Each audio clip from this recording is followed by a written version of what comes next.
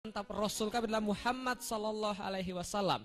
Nama Rasul dizikirkan setelah salat mereka. Nama Allah disebut dalam setiap salat mereka. Tapi ternyata mereka tidak yakin sebenarnya Tuhan mereka adalah Allah. Buktinya apa? Negeri bebek, walaupun pemerintahnya sebagian besar adalah muslim, negeri bebek adalah negeri yang sangat luar biasa sengsara, teman-teman sekalian. Apa yang terjadi pada negeri bebek? Sebelumnya saya cerita dulu. Negeri bebek ini benar-benar ada, nggak percaya? Coba lihat. Ini adalah gambar yang saya ambil ketika saya main-main ke negeri bebek. Istana negeri di negeri bebek. Jadi jangan bilang Ustadz Felix ini ucap-ucap aja nih. Enggak, saya enggak ucap-ucap. Saya benar-benaran.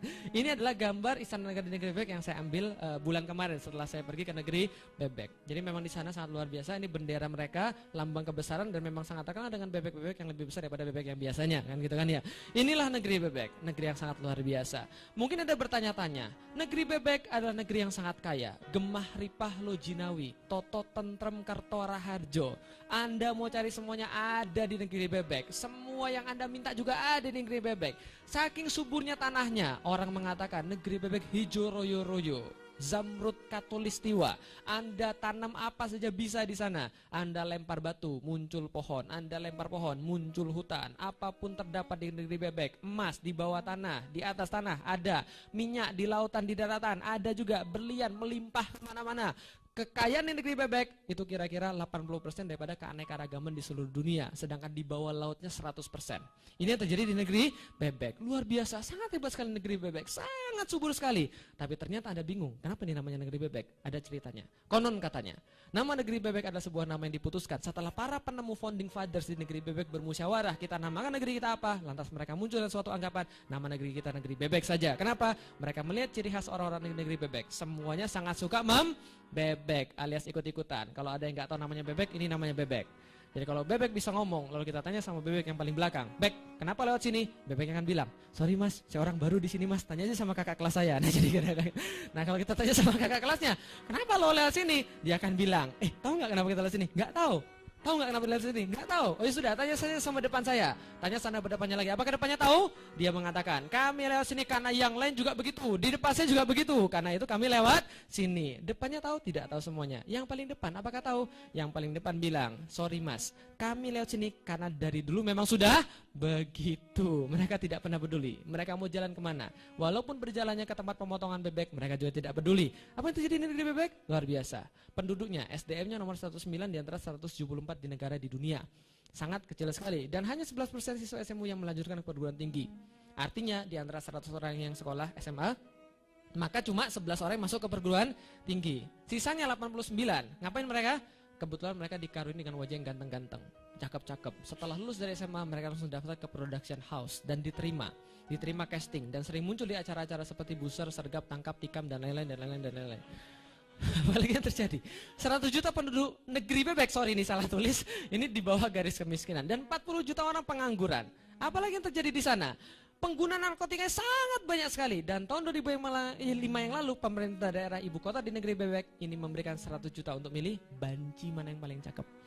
Jadi banci di negeri bebek dapat 100 juta. Sebentar lagi ada konferensi gay di negeri bebek. Nah ini yang terjadi di negeri bebek. Luar biasa. Apalagi yang terjadi di sana teman-teman sekalian? 54% remaja di kota kembang pernah berhubungan seks. Bahkan presentasinya paling tinggi dibandingkan dengan kota-kota besar yang lain seperti Batavia, Medan Bah, dan juga tempat-tempat yang lain. Ini sama. Jadi yang terjadi di negeri bebek, pelakunya adalah muslim.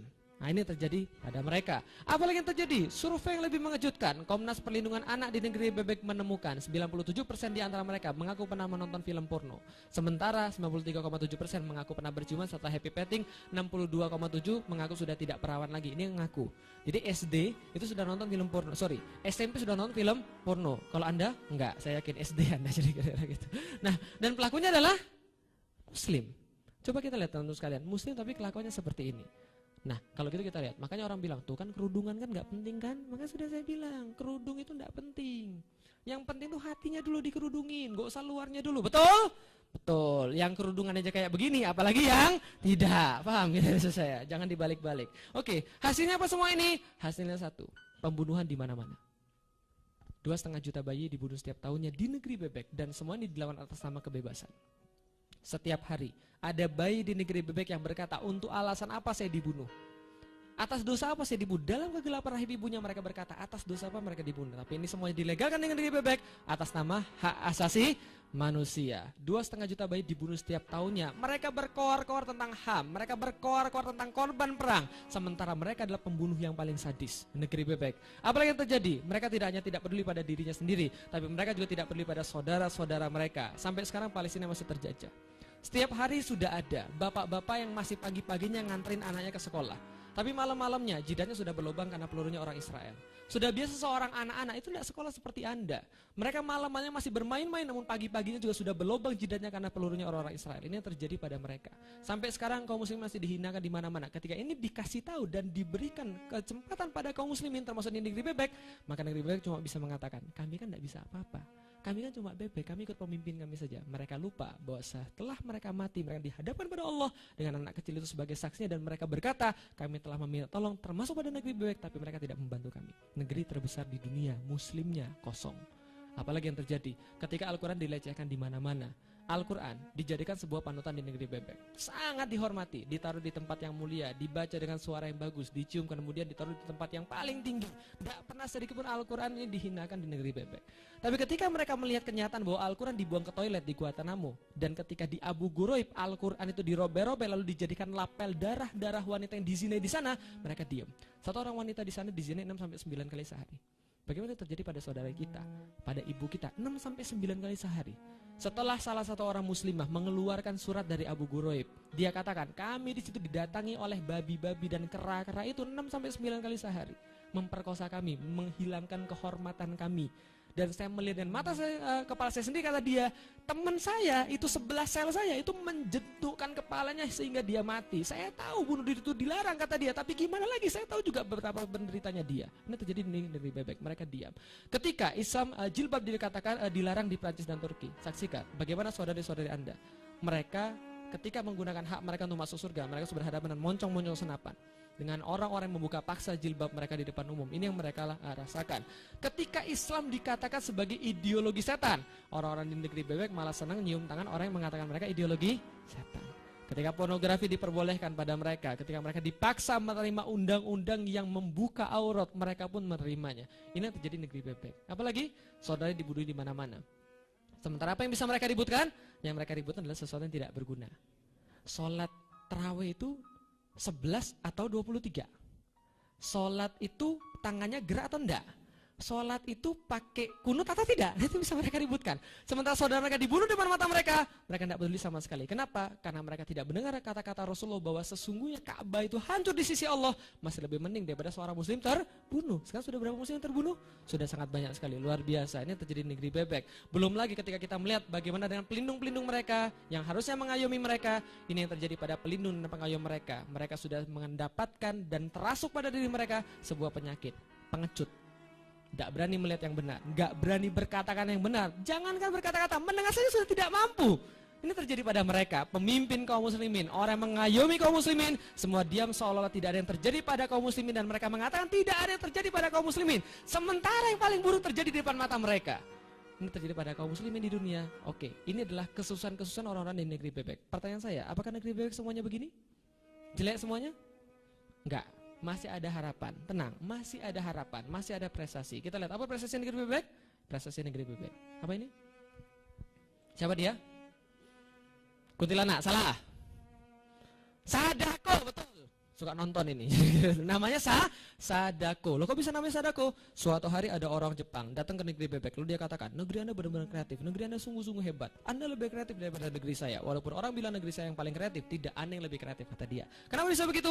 Tempat saya, setan dari zaman dulu sampai zaman sekarang, setannya itu-itu saja. Sedangkan setan di tempat Anda sungguh bervariasi. Ada pocong 1, pocong 2, pocong 3, kuntilanak 1, kuntilanak 2, setan Kasablanka, hantu Jurupuru, susar ngesot, susar apa lagi, keramas. Baru-baru ini adalah janda kembang. Nah inilah yang terjadi, setan janda kembang. Nah ini terjadi di negeri bebek. Akhirnya orang Jepang mengatakan, boleh nggak saya ambil satu setan di tempat Anda? Oke boleh, silahkan. Akhirnya diberilah setan 1, dibawa ke sana kuntilanak, diganti nama jadi Sadako, dibuatin film terkenal ke seluruh dunia. Sejak saat itu negeri bebek terkenal sebagai satu-satunya negeri yang berhasil mengekspor setan. kejutan teman-teman sekalian. Inilah negeri bebek. Yang lain nggak ada yang bisa menyaingi prestasi dia. Nggak ada yang bisa mengekspor setan selain negeri bebek. Subhanallah. Apalagi prestasi mereka setiap Agustusan merayakan kemerdekaan mereka dengan sangat istiqomah merayakan lompat karung. Pemenangnya adalah Asep. Kalau nggak lompat karung, makan kerupuk. Pemenangnya adalah Ujang. Lompat karung, makan kerupuk. Sudah 64 tahun merdeka, tapi masih lompat karung, makan kerupuk. Ditanya sama Pak RT-nya, Pak, itu yang lain sudah bikin robot, yang lain sudah pergi ke bulan. Kita masih apa lagi? Lompat karung, makan kerupuk. Sudah 64 tahun merdeka, tapi masih lompat karung, makan kerupuk. Ditanya, Pak RT, lompat karung deh, makan kerupuk deh. Kata Pak RT-nya, karena dari dulu juga sudah begitu. Nah, inilah negeri bebek, gak pernah kreatif. Yang Boya sekali-kali ya kreatif. Gimana caranya? Diganti. Lompat kerupuk, makan karung, mau? Gak berani, maunya itu saja. Mereka gak mau ganti-ganti, itulah mereka gak kreatif. Apalagi keahlian mereka? Keahlian mereka adalah jingkrak-jingkrak, loncat-loncat, seolah-olah gak akan mati selama-lamanya. Seolah-olah mereka itu masih di dunia selama-lamanya. Seandainya kaum muslimin pilihannya seperti ini, maka apa yang diharapkan pada mereka? Tidak ada. Ini terjadi pada kaum muslimin. Sekali lagi negeri yang mengatakan Tuhannya adalah Allah, Rasulnya adalah Muhammad. Mereka menzikirkan nama Muhammad setiap dalam sholat mereka. Setiap tahun minimal 2 kali mereka mencontoh Rasul mereka dalam perayaan-perayaan hari besar mereka. Tapi ini mereka lakukan. Terjadi di negeri bebek, terjadi di tempat orang-orang muslim. Oke teman-teman sekalian, mengapa ini bisa terjadi pada negeri bebek? Jawabannya adalah karena ada sesuatu yang salah pada negeri bebek tentang tujuan hidupnya. Apa itu tujuan hidup? Tujuan hidup menentukan segala-galanya. Kalau tujuan hidup sudah salah, maka semuanya pasti salah. Kalau tujuan hidupnya benar, maka ada kemungkinan yang lainnya benar. Oke, kita ganti sebentar. Nah, jadi itu pengaruh tujuan hidupnya. Jadi kalau tujuan hidupnya salah, maka semuanya salah. Kalau ada yang benar, maka semuanya benar. Maka kalau gitu kita lihat contohnya. Pernah tahu kereta tercepat di dunia? Shinkansen? Bukan. Namanya TGV, Train de Grand Vitesse. Itu yang menghubungkan antara Jerman dan Perancis. Itu keretanya itu bisa bergerak sampai kira-kira 700 km per jam. 770-an km per jam. Sangat cepat sekali. Setelah saya lihat-lihat ternyata luar biasa. Di dalamnya interiornya sangat mewah. Kelas 1. Desainnya mantap. Sangat dingin sekali dan joknya pun jok yang istimewa. Empuknya bukan empuk lagi. Lebih daripada empuk. Di situ makanan juga enak-enak. Mau ikut atau enggak kalau saya ajak? Ikut? Ke jurang mau? Tanya dulu tujuannya mau kemana. Nah kalau tujuannya tidak jelas, maka semuanya percuma. Joknya enak, makannya enak, tempatnya enak, percuma kalau tujuannya sudah salah. Inilah pentingnya tujuan hidup. Masalahnya orang-orang negeri bebek nggak punya tujuan hidup, makanya mereka salah semua. Oke, berbicara tentang tujuan hidup, kita berbicara tentang 3 pertanyaan besar yang akan menghantarkan manusia pada tujuan hidup dia yang sebenarnya. 3 pertanyaan ini adalah dari mana asal manusia, apa tujuan hidupnya, dan akan kemana dia setelah mati. Oke, kalau gitu kita lihat teman-teman sekalian. Ketika orang-orang di negeri bebek ditanya dari mana asal dia, jawabannya apa? Allah. Kalau mereka ditanya setelah mati akan kemana? Allah. Ngapain di dunia? Beribadah pada Allah. Oke, tapi kira-kira mereka benar-benar yakin nggak pada Allah? Kayaknya enggak deh. Kenapa enggak? Coba kita lihat. Hari Jumat seperti sekarang, nanti Jumatan, masih lihat banyak angkot yang berkeliaran? Masih. Yang nyetir cowok atau cewek? Cowok. Harusnya mereka ngapain? Salat Jumat. Kenapa mereka meninggalkan salat Jumat? Karena cari nafkah. Berapa nafkah yang bisa didapat 1 jam narik angkot? Bersihnya 50, hebat kalau bisa 50. Berapa? 20.000 itu sudah maksimal. Itu pun kalau dia dapat terus 1 jam loh narik angkot. Kadang-kadang sehari aja nggak sampai 50-an itu kan ya. Nah, naik angkot itu 1 jam paling 20 ribuan. Oke, berarti dia lebih milih 20 ribu daripada menaati perintah Tuhannya. Kan gitu kan ya. Berarti perintah Allah bagi dia itu senilai dengan uang 50 ribu. Berarti keyakinan dia pada Allah cuma senilai 50 ribu. Berarti Tuhannya hanya bernilai 50 ribu. Paham kira-kira saya? Contoh lagi, saya punya teman kantoran, gajinya 3,5 juta per bulan. Setelah itu, setelah dia dapat gaji, dia hari Jumat dikatakan sama atasannya, saya tahu kamu hari ini sedang mau sholat Jumat, tapi kita punya tamu penting representatif dari luar negeri. Karena itu kamu diminta untuk datang ke rapat. Kamu tunda saja sholat Jumatnya, ganti aja sholat zuhur. Mau dia? Mau. Berarti Tuhannya bernilai berapa? 3,5 juta per bulan, sesuai dengan kadar ketaatan dia pada Tuhannya, kan itu kan ya. Nah kalau gitu kita lihat ternyata nggak sesederhana itu. Di desa-desa itu ada Tuhannya yang nilainya 1.225. Apa itu? Indomie.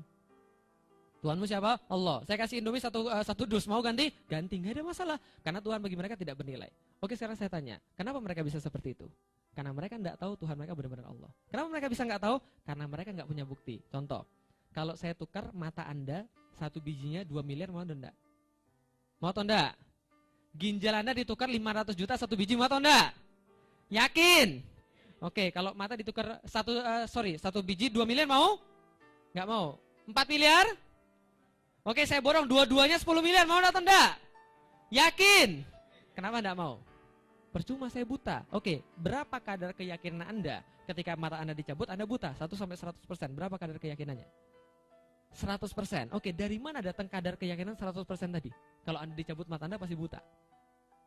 Bukti, fakta. Ketika Anda melihat orang yang tidak ada mata, mereka tidak bisa melihat. Dan tidak ada satupun orang yang tidak punya mata yang mereka bisa melihat. Bukti itu meyakinkan Anda bahwa keyakinannya menjadi 100%. 100% itulah yang menghasilkan sebuah aktivitas pada Anda. Betul? Anda menolak diambil matanya walaupun berapa yang dikasih. Pertanyaannya, Allah benar-benar gak diyakini sebagai Tuhan oleh orang-orang negeri bebek? Kayaknya enggak deh. Buktinya masih bisa diganti. Nah, kalau gitu kenapa bisa begitu? Karena mereka tidak punya argumen dan tidak punya bukti. Itu yang mengakibatkan mereka tidak ada keyakinan. Oke, kita bicara argumen, kita bicara bukti. Dari mana asal manusia? Kira-kira 13 tahun yang lalu.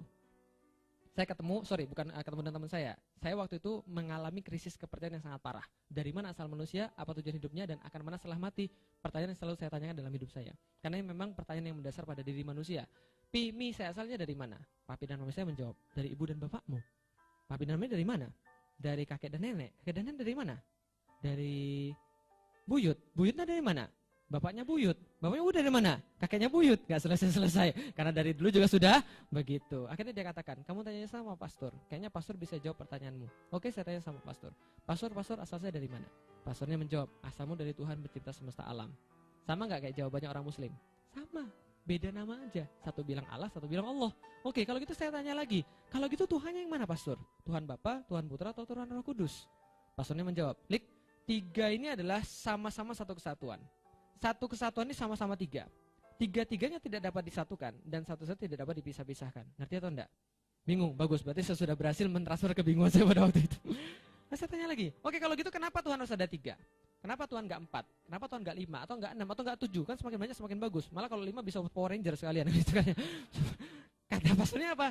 Kalau kamu banyak tanya seperti itu, berarti kamu belum beriman. Loh, kamu belum beriman? Karena kalau kamu sudah beriman, kamu nggak akan banyak tanya seperti ini. Ini adalah dogma, terima saja. Karena ini dari dulu juga sudah begitu. Oh ya sudah, kalau gitu. Kalau gitu iman apa? Iman adalah misteri. Kadang-kadang tidak dapat dipahami dengan akal.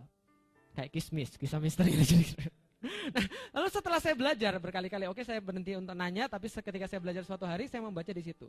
Ada sebuah kata-kata di dalam buku pelajaran agama saya, sebelum Yesus mati di dalam kayu salib, dia katakan, Eli, Eli, lama sabachthani.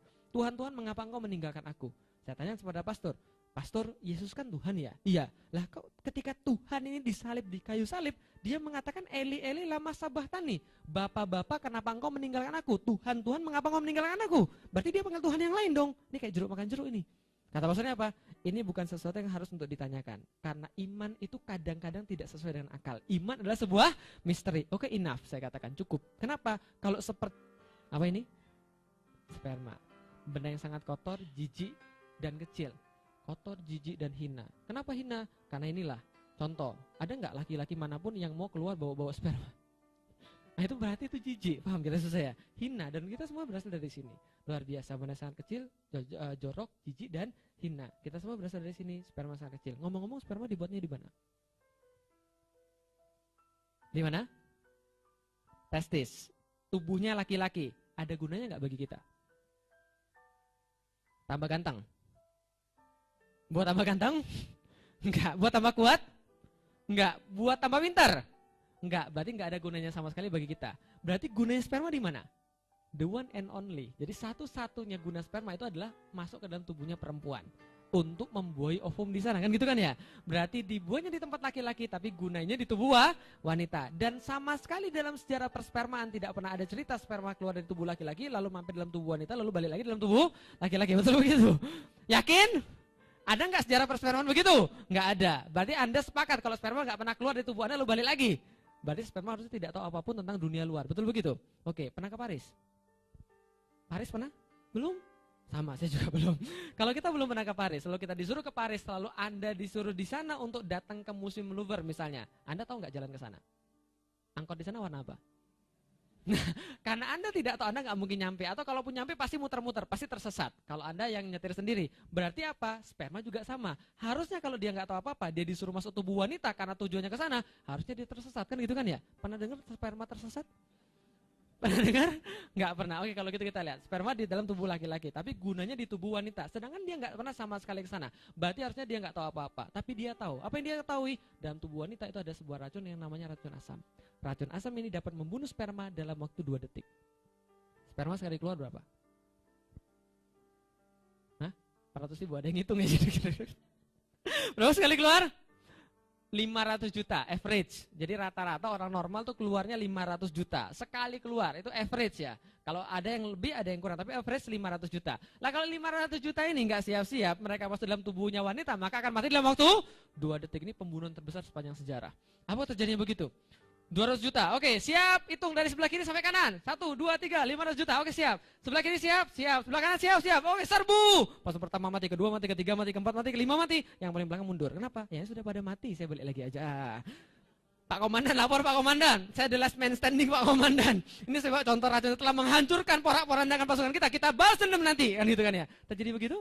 Tidak pernah. Tapi ketika mereka masuk ke dalam sana, mereka sudah bawa sebuah penawar racun yang bisa menawar racun yang sangat sesuai dengan racun yang ada di situ. Pertanyaan saya ketika saya belajar, dari mana mereka tahu di situ ada racun? Dari mana mereka tahu? Sudah email-emailan? Gak ada. Dari mana mereka tahu? Setelah saya berpikir, ini nggak mungkin, ini nggak mungkin, ini nggak mungkin, ini nggak mungkin, ini nggak mungkin, maka kesimpulan cuma satu, jangan-jangan Tuhan ini ada ini. Jangan-jangan Tuhan ini ada. Kenapa? Setelah saya keluar dari agama Katolik, saya menganggap Tuhan itu nggak ada. Kenapa? Tuhan sudah mati di kayu salib kan? Ya sudah nggak perlu lagi Tuhan. Tapi ketika saya berpikir seperti ini, jangan-jangan Tuhan ini ada. Kenapa? Nggak ada kemungkinan lain selain bisa jadi Tuhan ini ada. Lalu saya berpikir yang lain lagi. Setelah mereka tembus racun, ada halangan kedua. Yang namanya pabrik wanita itu ada 2.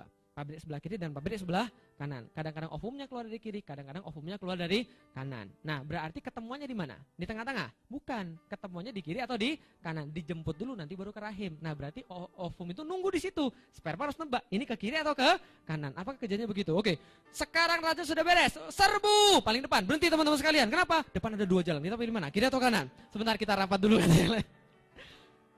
Saran saya kita 50-50 aja. Oh jangan 50-50, itu nggak bagus. Kenapa? Nanti ada yang nggak dapat kesempatan. Jangan. Ya sudah kalau gitu kita as the audience saja. Atau kalau friends sekali aja. Enggak bisa. Mereka ketika masuk ke sana, mereka nggak pernah berspekulasi. Mereka langsung menuju pada satu titik tunggal yang mereka tidak pernah salah di situ. Satu titik tunggal saja. 500 juta semua berlomba. Jadi yang paling cepat, paling kuat, paling hebat. Yang paling cepat, paling kuat, paling hebat jadi Anda ini. Jadi Anda itu sudah merupakan hasil saringan di antara 500 juta. Berarti Anda tuh sudah yang paling bagus. Makanya jangan mengeluh lagi, jangan minta yang lebih lagi. Anda nggak bersyukur. Coba kalau yang kedua yang masuk, nggak seperti ini Anda jadi kira-kira gitu. Oke, ini dari 500 juta masuk untuk mencari yang sama. Nah, pertanyaan saya ketika waktu itu saya belajar, dari mana mereka tahu jalan yang benar? Jawabannya adalah mereka bisa tahu jalan yang benar karena sudah SMS-an. SMS dikirim, SMS diterima. Nah, jadi kira-kira gitu. Jadilah mereka tahu jalan yang benar. Pertanyaannya coba kita lihat tuh, SMS dikirim, SMS diterima, jalan spermanya pasti dapat mereka. Kenapa bisa begitu? Sperma sudah nyiapin antena. Dan ovum mengeluarkan sinyal-sinyal yang hanya bisa ditangkap oleh sperma. Pertanyaan saya, kapan gantian nomornya? Kapan dapat koordinasi? Gak pernah. Tapi ternyata mereka nggak ada miscommunication kan itu kan ya. Ini terjadi pada sperma. Setelah saya berpikir seperti ini, mulai menguat. Jangan-jangan Tuhan ini ada. Berikutnya coba kita lihat. Ini gambar apa ini? Oh, untung ada ahli perkutuan di sana. Nyesel dia jawab. Oh, ini adalah kutu. Lebih tepatnya adalah kutu anjing. Nah, kutu anjing ini sangat kecil sekali. Tapi lompatnya luar biasa. 300 kali lipat daripada panjang tubuhnya. Berarti kalau panjang tubuhnya segini, atau dia setinggi Anda, lompatannya 3 kali lipat Monas. Pernah ke Monas? Udah. Berarti kalau 3 kali lipat itu tinggi atau enggak? Tinggi. Saya suruh lompat dari sini, berani Anda? Nah, itu aja nggak berani. Yang namanya kutu, walaupun dia lompatnya 300 kali lipat daripada panjang tubuhnya, dia nggak pernah keseleo. Nggak pernah dalam sejarah perkutuan kutu patah kaki. Paham kira-kira saya? Nah, ini nggak ada. Kenapa? Rahasia yang sangat hebat pada struktur kakinya. Luar biasa. Ini gambar? Nggak mau jawab lagi. Oke. Ini adalah kulitnya kutu yang tadi Anda lihat. Berarti ini adalah kutunya kutu. Paham kira-kira? Jadi kutu itu jadi kutuin. Dunia itu adil. Nah makanya, nah itu sering disebut kutu karpet. Di karpet tuh banyak sekali. Tapi tenang, dia nggak akan makan Anda. Oke, kalau gitu kita lihat. Setelah kita lihat yang kecil-kecil, kita lihat yang besar-besar. Planet kita, Bumi, Venus, Mars, Merkurius, Pluto. Paling gede bumi kita. 6,5 miliar manusia berdiri di sini dan mereka bergantung pada bumi. Ini adalah Indonesia. Kita tinggal di Jakarta. Ada yang kelihatan Monas dari situ? Berarti mata Anda masih normal. Kalau Anda bisa lihat berarti Anda paranormal. Kalau gitu kita lihat. Apakah ada bumi adalah planet yang paling besar? Bukan. Ada saingan. Namanya planet Jupiter. Kalau diadu menang yang mana? Pertanyaan bodoh. Pasti menang Jupiter. Ini adalah bumi, ini adalah Jupiter. Luar biasa gedenya, ini adalah bumi. Nah, kalau gitu matahari lebih kecil atau lebih besar daripada bumi? Besar. Berapa kali lipat? Hitung sendiri. Ini adalah bumi dibandingkan dengan matahari. Mana buminya? Matahari, sekarang bumi sudah jadi upil. Nah, jadi kalau Anda tadi jijik dengan kutunya kutu, matahari juga jijik lihat Anda. Jadi kira-kira gitu. Makanya sama-sama ciptaan jangan jijik. Nah, ini adalah bumi kita. Inilah matahari kita, luar biasa. Besar sekali, sangat besar sekali. Rasanya nggak kebayang, luar biasa, besar sekali. Kalau dilempar ke sini kira-kira gimana? Jangankan dilempar, didekatkan jarak orbitnya saja 1 kilometer sudah habis semuanya. Paham kira-kira? Hitungannya adalah hitungan yang sangat luar biasa dan sembarangan. Matahari apakah benda yang paling besar di tata surya? Paling besar? Bukan, ada yang lebih besar lagi. Oke, matahari namanya Sun. Bacanya Sun. Desu. Saya ajarin ya. Matahari itu tulisannya Sun, tapi bacanya Sun. Oke, walaupun tulisannya beda sama bacaan tapi nggak apa-apa lah. Makanya belajar bahasa Arab saja. Makanya kata ustadz saya, bahasa Inggris itu munafik. Tulisan sama bacanya beda. Dia aja nggak bisa. Jadi ini adalah Sun bacanya. Oke, bacanya apa? Sun. Kenapa munafik? Coba kita lihat. Tulisnya Sun, bacanya Sun. Kalau tulisnya S-O-N, bacanya Sun juga. Bingung kan? Nah, makanya belajar bahasa Arab saja lah. Kalau gitu kita lihat. Ini adalah matahari dibandingkan dengan yang lain. Matahari, bintang Sirius, bintang Pollux, bintang Arcturus. Jupiter mana? Ada Jupiter? Buminya ada? Ada. Kelihatan? Enggak. Oke, kalau gitu bisa dibayangkan kira-kira kita seperti apa? Makanya ketika saya belum masuk Islam, ketika saya berpikir sedikit saja, saya merasa bahwa saya ini memang gak ada apa-apanya. Saya mau mati, saya mau hidup, gak akan ada pengaruhnya bagi alam semesta. Paham kira-kira saya? Karena memang gak ada pengaruhnya. Ini adalah bintang Sirius, bintang Pollux, bintang Arcturus. Gedenya minta ampun. Tadi kita bangga lihat ini, kita kagum lihat ini. Sekarang kekagumannya hilang, pindah ke sini. Apakah Arcturus adalah planet yang paling besar? Arcturus planet yang paling besar? Bintang yang paling besar? Tidak, ada saingan. Namanya bintang Antares. Ini Arcturus. Ini Antares. Ini Betelgeuse yang paling dekat dengan kita. Jadi kalau matahari suatu saat redup, kita semua ketarik ke sini. Apa yang terjadi? Pertanyaan bodoh. Nah, jadi kira-kira gitu. Gak usah ditanya. Ini adalah Antares yang paling besar. Yang paling besar di antara yang diketahui manusia. Masih ada lagi yang lebih besar lagi. Ini Sirius, yang tadi ini Sun, 1 piksel. Oke, berarti ada yang lebih besar daripada kita. Nah, coba bayangkan, sebesar ini dan sebanyak ini, semuanya itu bergerak. Matahari bergerak, bumi bergerak pada porosnya, berputar mengelilingi matahari. Matahari sekaligus menjaga 8 planet yang lain beserta satelit-satelitnya sekalian. Di saat yang sama matahari diam berputar juga dan dia mengelilingi juga yang lebih besar lagi. Miliaran di antara mereka semuanya membentuk suatu galaksi yang namanya Bima Sakti. Pertanyaan saya, kalau saya di Pancoran, itu nggak ada flyovernya. Lalu di sini ada 100 km, 10 mobil, 100 km, 10 mobil sana, 100 km dari sini, 100 km dari sana. Apa yang terjadi di tengah-tengah? Mungkin terjadi set gitu. Gak mungkin, pasti tabrakan. Kenapa bisa begitu? Karena itulah yang terjadi pada dunia. Berarti di dunia ini, ketika satu galaksi dan satu galaksi yang lain saling melewati, gak ada yang bertabrakan. Kenapa bisa begitu? Tuhan pasti ada. Ketika saya berpikir, Tuhan pasti ada. God that exists. Jadi Tuhan pasti ada. Kenapa? Gak mungkin gak ada Tuhan. Ada seorang ahli matematika yang menghitung berapa kemungkinan Tuhan tidak ada. Mau catat berapa kemungkinannya? 10 pangkat 10 pangkat 1, 2, 3. Berapa itu? Itu kemungkinan Tuhan tidak ada. 1/10 pangkat 10 pangkat 1, 2, 3. PR. Nanti setelah ini dikerjain. Berapa 1/10 pangkat 10 pangkat 1, 2, 3? Nanti kasih tahu ke saya, harus ditulisin di kertas. Itu berapa angkanya? Paham kira saya? Kalau 10 pangkat 3 kan 1000, tulisin 1000. Kalau 10 pangkat 10 kan berarti 10 nolnya ada di belakang 10 kan gitu kan ya. Nah jadi kalau 10 pangkat 10 pangkat 1, 2, 3 nah itu berapa? Kalau sudah selesai tulisin ke saya. Ya, oke. Nah kalau begitu Anda sudah bisa jawab, berarti Tuhan tidak ada. Tapi kalau Anda tidak bisa jawab, berarti Tuhan pasti ada. Paham kira-kira saja. Kalau gitu kita lihat, Tuhan pasti ada. Oke, setelah saya berpikir, saya dapat. Pertama, Tuhan pasti ada. God does exist. Saya dapat, saya punya Tuhan. Tapi permasalahannya, Tuhan ini nyuruh saya ngapain? Apa yang Tuhan inginkan dari saya? Oke, kalau gitu kita permisalan dulu. Ini gambar apa ini? Handphone. Handphone ciptaan atau pencipta? Ciptaan. Berarti setiap ciptaan pasti punya. Dan setiap ciptaan pasti punya selain pencipta. Tujuan apa yang dia ingin diciptakan. Tujuan handphone apa?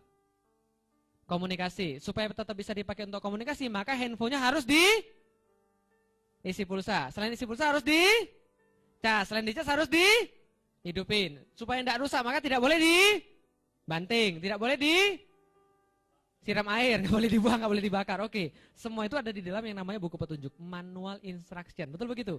Kalau Anda ada masalah dalam HP Anda langsung pergi ke manual instruction. Kalau manualnya tidak bisa, Anda pergi ke pabriknya, kan itu kan ya? Nah, pertanyaan saya, kalau seandainya manual instructionnya salah, kira-kira gimana?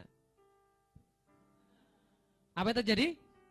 Hancur. Oke, manusia sama kayak HP atau tidak? Sama-sama ciptaan. Berarti pasti punya dan pasti punya tujuannya. Taunya dari mana? Manualnya. Maka saya cari dulu manual saya yang mana?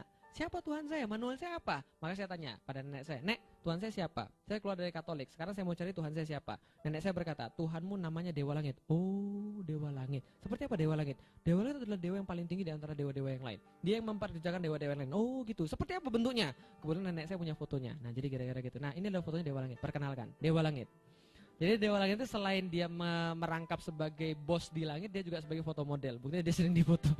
Nah, ini adalah Dewa Langit. Saya katakan ini bukan Tuhan saya, Nek. Kenapa? Tangannya 2, hidungnya 1, mulutnya 1, matanya 2. Bagaimana mungkin dia mengawasi segala yang saya lihat tadi? Dan bagaimana dia bisa mengatur segala yang saya lihat tadi? Enggak mungkin. Ini bukan Tuhan. Apalagi Tuhannya pernah diobrak-abrik kera sakti. Saya enggak ridho. Ini bukan Tuhan. Oke, kalau ini bukan Tuhan, apakah ini adalah Tuhan? Tuhan ini? Bukan. Kalau ada yang bilang Tuhan, ini yang mana? Tuhan yang mana? Yang kiri atau yang kanan? Nah, ini yang terjadi bila Anda menuhankan manusia dan memanusiakan Tuhan. Paham kira-kira selesai? Coba kita lihat. Orang India Tuhannya begini. Ketika orang Cina lihat, Tuhan siapa tuh? Keriting. Mana ada yang keriting di sini? Yang di sini enggak keriting-keriting. Yang di sini tuh yang namanya bijaksana dan Tuhan harus bijaksana dan gembira. Namanya Tuhan tuh harus gembira, senyum. Maka dibuat bijaksana dan sejahtera. Karena sejahtera itu bisa kebijaksanaan. Orang India lihat, Tuhan apa tuh? Gendut. Mana ada yang gendut Tuhan? Tuhan tuh harus bijaksana dan orang bijaksana itu sering bertapa, maka kurus dan keriting. Nah, jadi kira-kira itu dibuat sesuai dengan kehendak dia. Paham kira-kira saya? Ini yang terjadi, ini bukan Tuhan. Oke, kalau ini bukan Tuhan, apakah ini adalah Tuhan? Bukan. Karena ingat kata-kata saya, camkan kata-kata saya, setiap yang punya bentuk seperti makhluk, maka dia tidak layak jadi Tuhan. Setiap yang punya bentuk seperti makhluk tidak layak jadi Tuhan. Maka ini bukan Tuhan. Oke, kalau ini bukan Tuhan, kalau itu Tuhan yang mana? Saya sudah cari semua, yang tinggal Islam. Saya berkata, kalau gitu apakah Islam yang benar? Bisa jadi Islam yang benar. Tapi saya malas nyari ke Islam. Kenapa? Saya nggak mengharapkan kebenaran itu ada dalam agama Islam. Kenapa? Bagi saya agama Islam adalah agama yang barbar, jelek, pokoknya nggak akan ada kebenaran di sana. Tapi karena saya berpikir dan meneliti, saya harus cari dalam agama Islam. Ketika saya cari, betul, ternyata Islam adalah agama yang paling banyak bohongnya, paling banyak yang nggak amanahnya, paling banyak korupsinya dan lain-lain. Akhirnya saya nggak jadi. Saya katakan begini. Oke, saya pahami Tuhan pasti ada, tapi saya tidak percaya sedikit pun tentang agama karena agama sudah manipulasi manusia. Saya nggak percaya sama sekali. Jadilah saya orang yang agnostik, percaya Tuhan tapi tidak percaya dengan agama karena agama wilayah manusia, Tuhan adalah wilayah sendiri. Oke, sudah jelas. 5 tahun setelah itu masuk ke IPB. Masuk IPB dikatakan, "Lik, yang kamu katakan tentang Islam itu bukan Islam yang sebenarnya." Seperti apa Islam sebenarnya? Ikut saya diskusi sama ustadz saya. Ustadz saya ngomongannya penuh hikmah. Boleh juga nih, ustadznya ngomongnya penuh hikmah. Saya pengen tanya, saya pengen tes nih. Selama ini saya berdiskusi nggak pernah ada yang bisa menjawab pertanyaan saya. Apa itu Islam? Setelah saya ketemu, luar biasa. Ternyata bentuknya nggak kayak ustadz. Kenapa? Ustadz yang saya paham itu adalah pakai sorban, jenggotnya panjang, sudah tua, agak bungkuk sedikit, lalu ngomongnya harus angker, "Assalamualaikum warahmatullahi wabarakatuh." Jadi harus begitu. Ternyata saya temukan nggak begitu. Seorang anak muda, umurnya masih 27-an tahun, di situ dia berhasil setelah menyampaikan, lalu saya lihat ini orang biasa-biasa aja, bajunya nggak istimewa, dia juga nggak pura-pura serem, kan, nggak pakai sorban. Kemudian dia ngobrol, "Oke, apa yang pengen ditanyakan?" Saya nanya-nanya sedikit, lalu dia katakan, "Kalau kamu pengen lebih jelas tentang Islam, datang ke rumah saya minggu depan. Kita akan diskusi tentang Islam. Bawa kitabmu, saya bawa Al-Quran," kata dia. Saya katakan boleh, tapi saya nggak usah bawa Alkitab. Kenapa? Saya nggak percaya lagi dengan Alkitab. Kita bahasnya tentang Al-Quran. Oke, boleh, kita bahas tentang Al-Quran. Kalau gitu minggu depan datang ke rumah dia, Al-Quran yang dibahas. Ayat pertama yang dibacakan pada saya. Dzalikal kitabu la raiba fi hudal lil muttaqin. Kitab ini tidak ada keraguan di dalamnya, menjadi petunjuk bagi orang yang bertakwa. Saya mengatakan begini, "Kang, ini kayaknya salah." Kenapa salah? Sombong nih kitabnya. Kenapa sombong? Tidak betul. Kenapa nggak betul? Dalam dunia ini nggak ada satupun yang bisa membuat yang sempurna. Kenapa? Karena saya kira ini yang buat Al-Quran adalah manusia.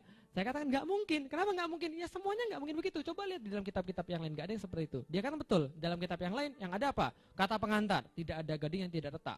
Begitupun juga dengan isi buku ini, masih perlu banyak penyempurnaan. Saran dan kritik diharapkan. Untuk penulis yang masih hijau, itu hafalan Anda kan gitu kan. Nah, ternyata Al-Quran tidak. Awal-awal dia sudah mengatakan kesombongan yang buat. Kitab ini tidak ada keraguan di dalamnya. Saya katakan, loh, kalau begitu ini bukan buatan manusia? Bukan. Siapa yang buat? Tuhan. Ah, masa benar sih Tuhan nulis lalu kasih pada manusia? Nggak mungkin juga. Dia kata, memang nggak begitu caranya. Tapi kami punya bukti bahwa ini adalah dari Tuhan pencipta semesta alam. Oke, tunjukkan. Ada bukti saya percaya, nggak ada bukti lebih baik nggak usah. Kenapa? Saya orang rasional. Saya katakan, oke, buktinya ditunjukkan di depan mata saya. Dalam surat yang sama, ayat yang berbeda, dikatakan wa in kuntum fi raibim mimma nazzalna 'ala abdina fa'tu bi suratin min misli. Dan bila kalian tetap dalam keraguan dengan apa yang kami turunkan, maka datangkanlah satu surat yang semacamnya. Luar biasa. Tadi sudah nyombongin, sekarang nantangin. Nah ini benar ini Kang. Benar, coba lihat aja. Seolah-olah kitab ini ingin berbicara pada saya begini. Lik, kalau kamu memang hebat, kamu memang pinter, kamu memang luar biasa, ya coba dong buktiin. Gampang caranya, buat aja satu surat yang semacamnya. Kalau kamu bisa, berarti Al-Quran ikut kamu. Kalau kamu nggak bisa, jangan banyak cincong, ikut saja Al-Quran, kan gitu kan ya? Sederhana, sederhana, fair, fair. Sama kayak saya bilang nih, yang di sini merasa hebat, maju lawan saya. Kalau saya kalah, saya jadi anak buah sampean kalah, saya anak buah saya. Fair, fair. Tapi Quran nggak fair. Apa yang dikatakan oleh Al-Quran? Al-Quran mengatakan, wat usyuhada aku min dunillahi in kuntum sodikin. Kalau Anda nggak berani sendirian maju, ajak seluruh yang Anda bisa ajak selain Allah. Kalau Anda memang orang benar, fair, enggak. Saya kata luar biasa nih, tantangannya mantap ini. Saya kata, bener nih gak ada yang bisa mendatangkan? Silakan cari aja yang lain. Oke, setelah saya cari-cari sampai detik saya ngomong, gak ada yang bisa mendatangkan yang semacam dengan Al-Quran. Luar biasa, kitab yang sangat terjaga bahwa ini adalah berarti berasal dari Tuhan. Saya kan pada Kang Fatih Karim waktu itu, Kang, ini kayaknya ini segelnya ini deh. Nah kenapa segel? Kalau kita beli barang kan ada segelnya.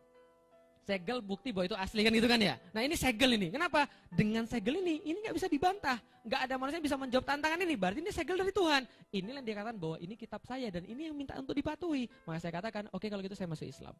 Kapan saya bisa masuk Islam? Kapan saya bisa belajar tentang Islam? Oke, minggu depan kamu masuk Islam. Belajar dulu sekarang bagaimana cara-cara yang lain. Yakinkan dulu dirimu, akan saya yakinkan saya masuk Islam.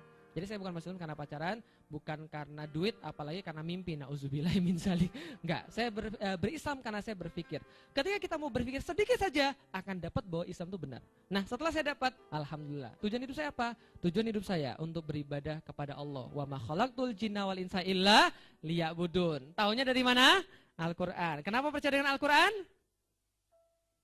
Karena gak ada yang bisa mendatangi semacamnya. Kenapa gak bisa? Karena kita bodoh, selesai. Makanya kita perlu Allah. Beres urusan. Gak ada lagi pertanyaan di bawahnya. Gak seperti negeri bebek. Karena dari dulu juga sudah begitu. Atau iman itu misteri. Gak ada itu. Paham kira-kira saya? Oke kalau gitu kita lihat. Akan mana setelah mati? Kembali kepada Allah. Innalillahi wa inna ilaihi roji'un. Taunya dari mana? Al-Quran. Kenapa kita percaya dengan Al-Quran? Tidak ada yang bisa mendatangi semacamnya. Tapi tidak selesai sampai di sana. Ketika kita diturunkan ke dunia, kita dikasih Allah aturan. Dan setelah kita mati terjadi pada orang istimewa. Siap susah? Yakin?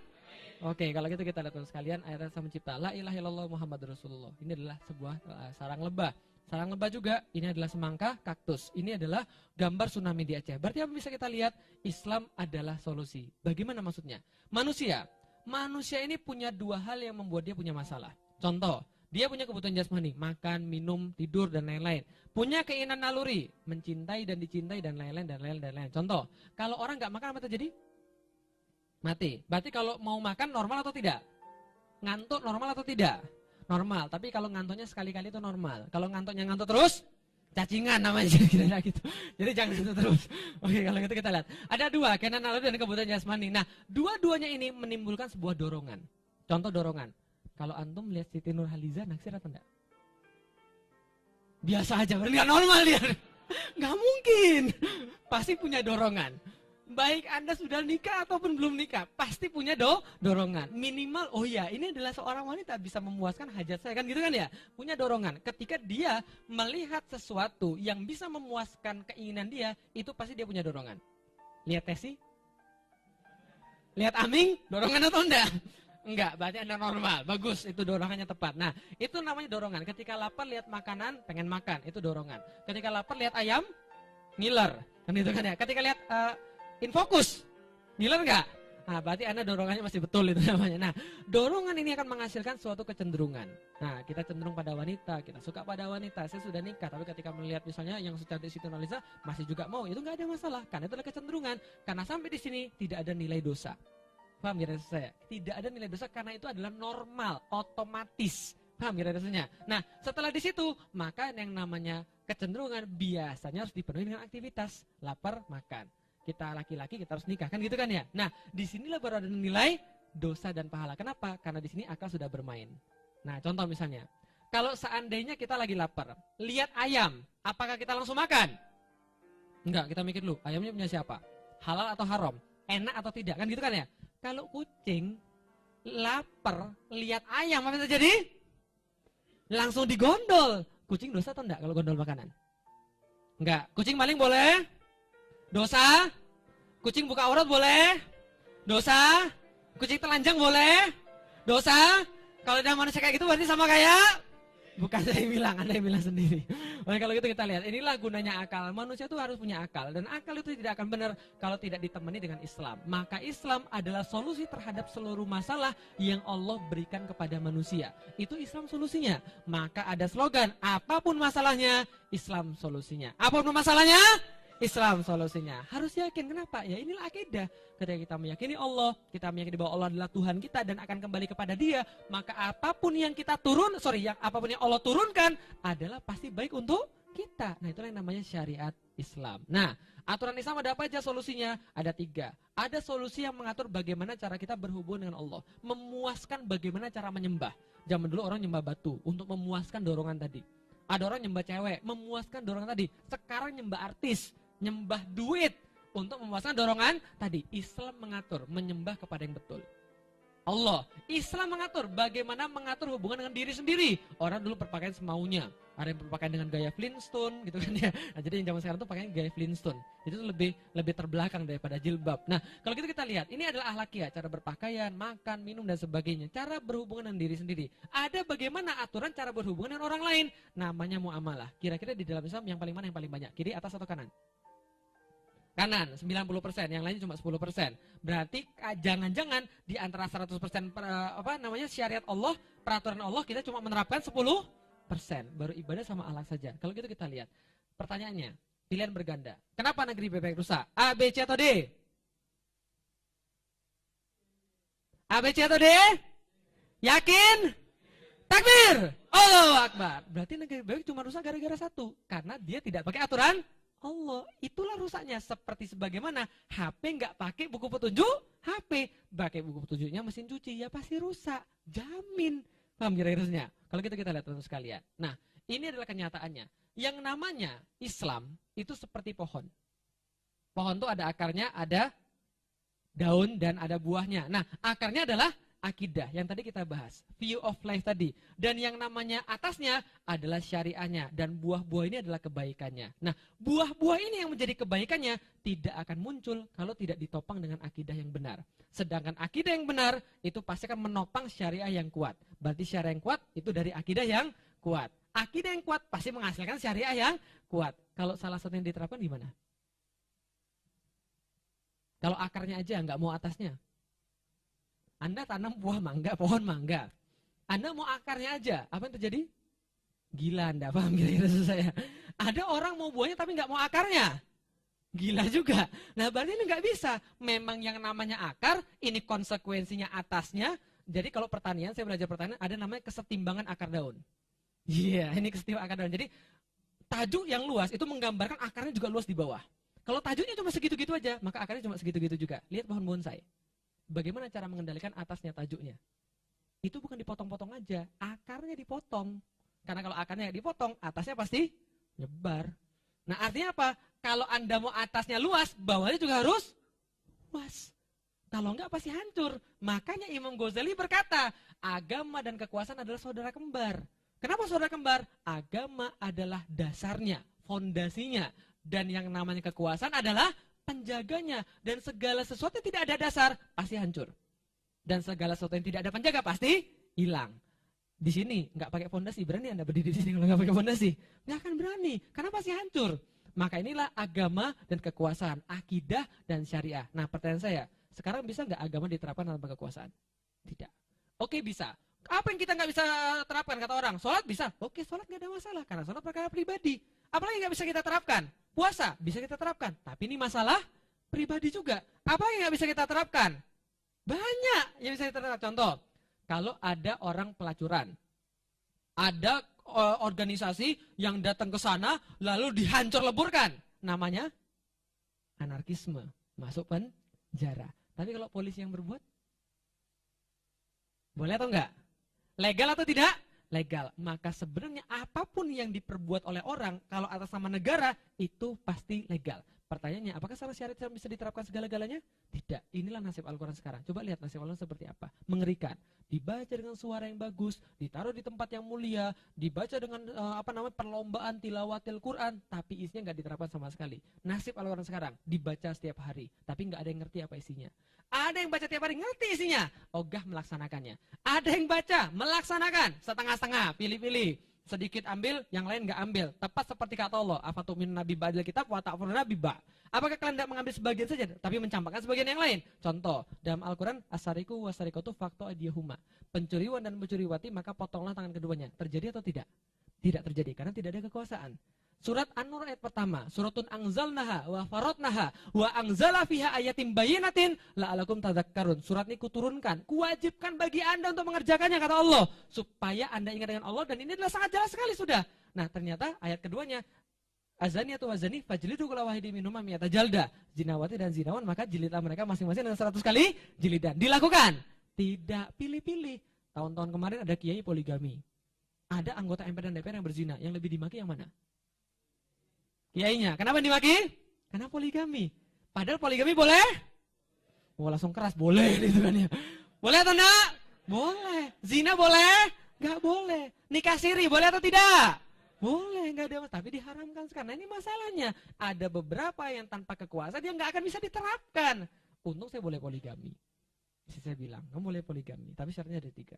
1, harus bisa menafkahi keluarga dengan adil. Insya Allah pasti cukup. Yang kedua, harus adil. Insya Allah, walaupun dikatakan nggak mungkin adil dalam Al-Quran, itu masuk dalam perkara hati. Hati itu nggak bisa dibagi 2 50-50. Paham gak maksud saya? Pasti ada cenderung pada salah satu, dan itu boleh-boleh saja selama tidak menafikan yang lain. Gitu kan ya. Nah, yang ketiga, langkai dulu mayat saya. Istri saya dosa atau enggak? Dosa atau enggak?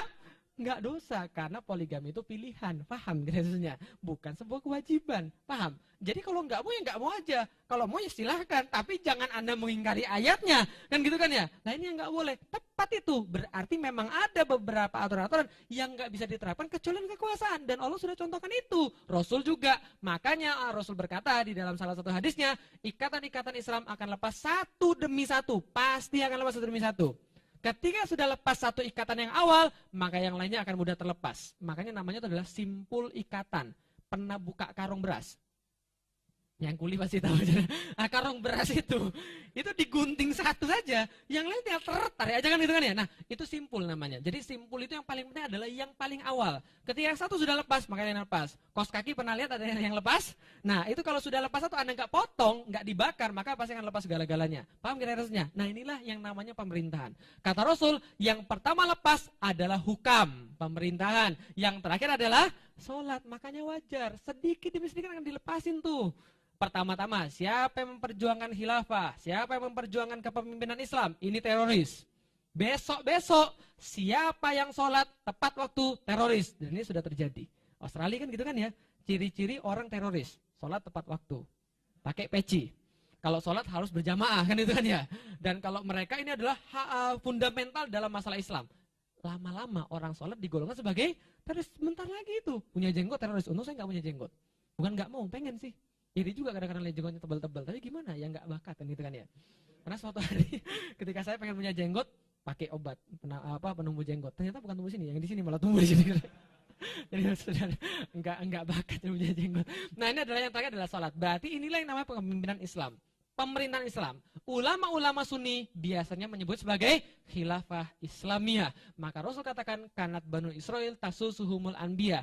Ulama halaka nabiyun khalafahu nabiyun fa innahul la nabiyya ba'di fasatakunu khulafa'u fataksur.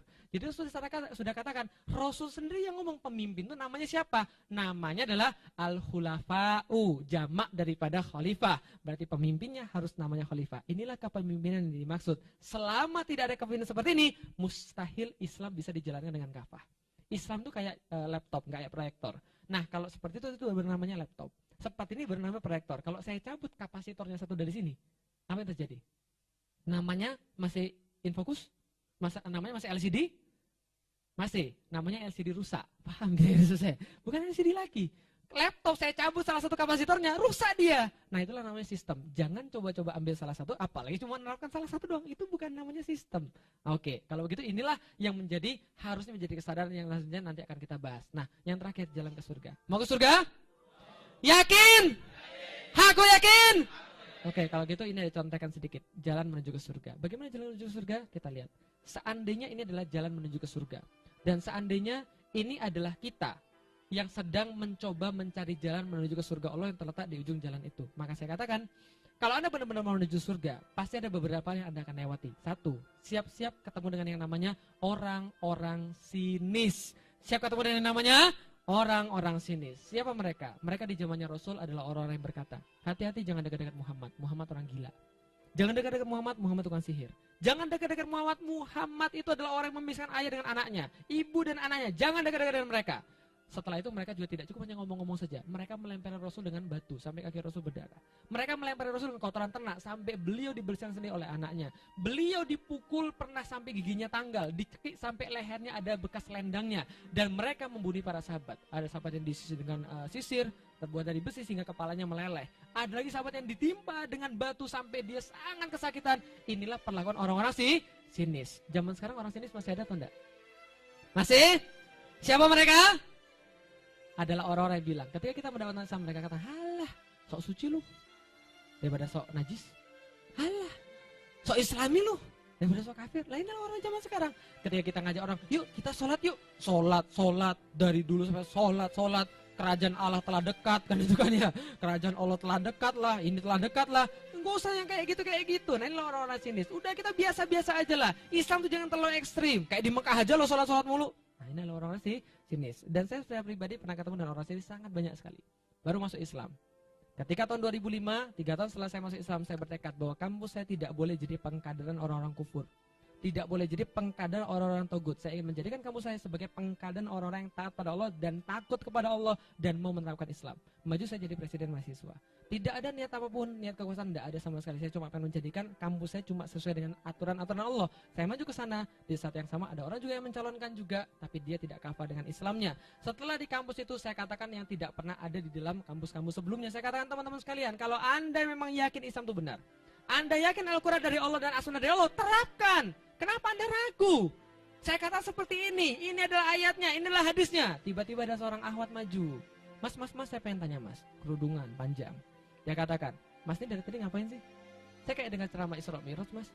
Ini kampus mas, bukan masjid. Allahu Akbar. Saya kata pada dia, saya ingin mengatakan sesuatu tapi saya sudah tidak mampu. Karena kenapa? Hati saya sudah nangis duluan. Kenapa? Yang ngomong orang muslim ini. Kalau yang orang kafir saya nggak peduli. Yang ngomong orang Muslim, Allahu Akbar. Saya kata pada dia, dalam hati saya, loh kalau mbak ini sekarang kerudungan, kenapa kerudungan di sini? Ini kan bukan masjid. Apakah Allahnya lihat di masjid? Anda katakan Allah itu tempatnya cuma di masjid? Enggak, tempatnya Allah di tempat semuanya. Tapi mereka tidak memahami seperti ini. Inilah orang-orang sinis, gatel mulutnya, kupingnya panas ketika mendengarkan ayat-ayat Allah. Tepat seperti yang Allah katakan, idza tutla alaihi ayatuna wala mustakbiron ka'alam yasma'ah ka'anna fi uzunaihi waqra. Mereka itu kalau dibaca ayat-ayat Al-Qur'an, mereka langsung berpaling, halah, langsung sombong, wala mustakbiron ka'alam yasma'ah. Seolah-olah mereka tidak pernah mendengarkan kata-kata Al-Qur'an dan mereka tidak pernah untuk mengkajinya, padahal mereka tahu itu. Subhanallah, inilah orang-orang sinis. Besoknya nggak ada masalah, maju lagi. Saya katakan, Anda ini apa yang Anda inginkan? Ketika saya maju, saingan saya selalu berkata, hidup mahasiswa, hidup mahasiswa. Saya katakan, bangga ada jadi mahasiswa. Anda mendengarkan teriakan-teriakan seperti itu, ngapain? Jadi mahasiswa berapa lama sih? 4 tahun, 5 tahun, 6 tahun, 7 tahun, drop out Anda. Jadi hamba Allah selama-lamanya. Kenapa Anda begitu bangga mendengarkan hidup mahasiswa? Saya katakan, teriakan Allahu Akbar. Gak ada yang mau. Anda ini dari Taliban ya, ada yang mengatakan. Anda yang mau ngapain di sini? Ini kampus mas, bukan masjid. Anda itu hidup di tempat orang-orang yang heterogen. Ada orang kafir, ya Allah, mikirnya orang kafir, orang muslim di depannya nggak dipikirin. Ini orang-orang sinis. Dia katakan, ngapain teriak-teriak seperti itu? Hidup mahasiswa. Nah, luar biasa. Mereka sangat bangga pada hidup mahasiswa. Saya tidak akan pernah mengatakan hal seperti itu. Basi. Paham kira-kira saya? Nah, inilah orang-orang sinis. Nah, orang sinis akan selalu menanti Anda ketika Anda berjalan menuju surganya Allah. Siap ketemu dengan orang sinis? Yakin? Oke, yang kedua, siap-siap ketemu dengan musibah dan cobaan. Allah berjanji di dalam Al-Quran, am hasibtum an tadkhulul jannah.